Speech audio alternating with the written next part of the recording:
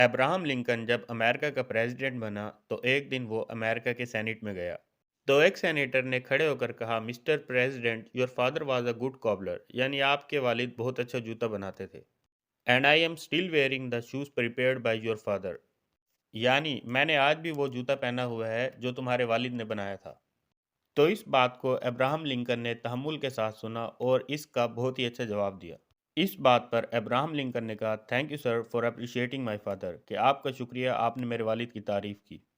और फिर Abraham Lincoln ने कहा कि today you are appreciating me for my father, but tomorrow your children will be appreciating me as a good president of the United States of America.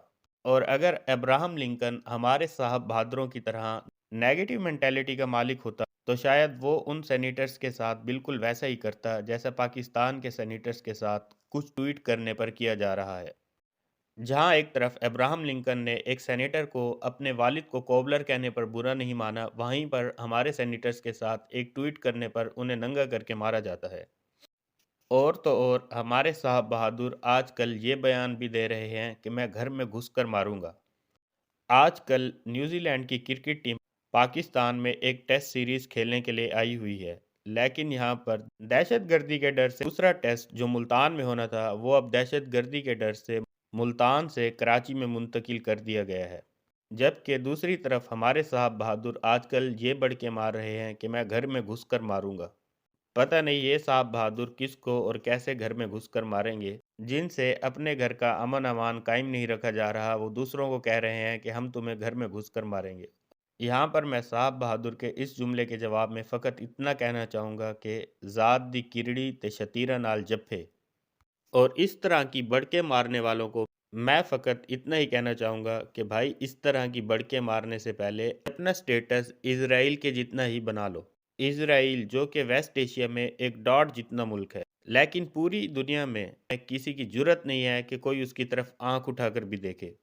Israeli औरतें पूरी दुनिया में टहलती हैं, सीरिया हो, अफ्रीका हो, एशिया हो, यूरोप हो या अमेरिका। इज़राइली औरतें कैमरा उठाकर, एंटरप्रेन्योर बनकर, सीक्रेट एजेंट्स बनकर या जर्नलिस्ट बनकर पूरी दुनिया में घूमती हैं।